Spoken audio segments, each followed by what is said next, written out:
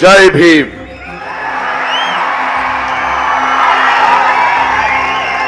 எப்படி இருக்கீங்க செல்லம்? எல்லோருக்கும் வணக்கம். ஐ லவ் யூ டு செல்லம்.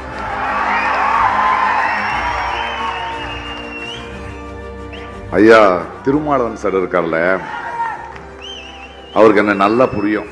நான் பெங்களூர்ல ஓட்டு போடுறதுக்காக போயிருந்தேன். இந்த அரசியல், இந்த எலெக்ஷன் பல இடங்களில் பேசிக்கிட்டு இருந்தேன். ஃபோன் அடிச்சாரு. எங்க இருக்கீங்க? பெங்களூர்ல இருக்கு, நான் பார்க்கணும்னு சொன்னாரு. நீங்க ஏன் வரீங்க? நான் வரேன், நான் பார்க்குறேன். இல்லை இல்லை பார்த்து தான் ஆகணும்னாரு. சந்திச்சோம். ஒரு மார்னிங் பிரேக்ஃபாஸ்ட்டு. அது இது இது எதை பேசுறாரு. கடைசியில் ஒரு வார்த்தைக்கு வருவார், நீங்க எந்த கட்சி மேடையும் உங்களை பார்க்க முடியாது. ஆமா சார், எனக்கு கட்சி மேடையெல்லாம் நிற்க முடியாது. நான் எந்த கட்சிக்கும் சார்ந்தவன் இல்லை, எனக்கு பிடிக்காது அது.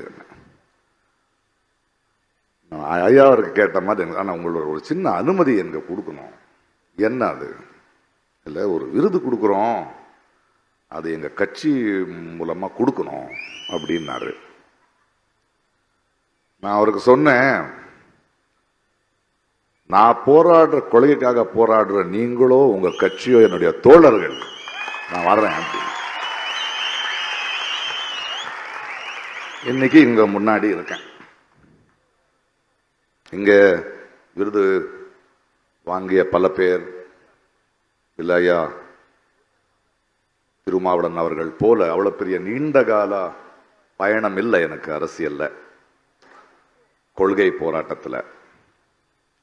ஆனாலும் நான் ஏன் பேசுகிறேன் அப்படின்னு பலர் கேட்கிறாங்க. அவங்களுக்கு ஒரே ஒரு பதில் சொல்லுவேன் நானு. இத பாருங்க, உடம்புக்கு ஒரு காயமானால் நாங்க சும்மா இருந்தாலும் அந்த வலி குறைஞ்சிரும், காணாம போயிடும். ஆனா ஒரு சமுதாயத்துக்கு, ஒரு நாட்டுக்கு காயமானால் நாம் பேசாம இருந்தா அதிகமாகும். நான் ஒரு கலைஞன் தான், ஆனா என்னோட திறமையால நான் கலைஞன் ஆகவில்லை. என்னை விட திறமைசாலிகள் அதிகமா இருக்காங்க. அன்னைக்கு இன்னைக்கு ஒரு மேடையில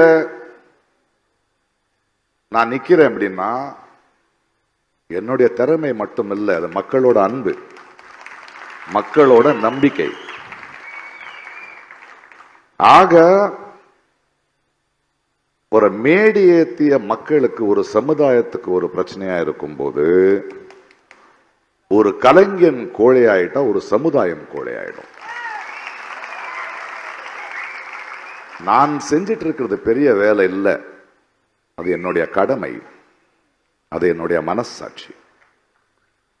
ஏனென்றால் வாழ்க்கை ஒரு கலைஞனா எனக்கு புரியுது. அந்த புரிதல் எனக்கு என்னோட திறமையில வந்ததில்லை. லங்கேஷ் போன்ற, மார்க்ஸ் போன்ற, அம்பேத்கர் போன்ற, காந்தி போன்ற, பாரதி போன்ற, இப்படி பலர்களோட சிந்தனையை படித்து அதை உள்வாங்கி, அதனாலதான் வந்தது எனக்கு இந்த புரிதல்.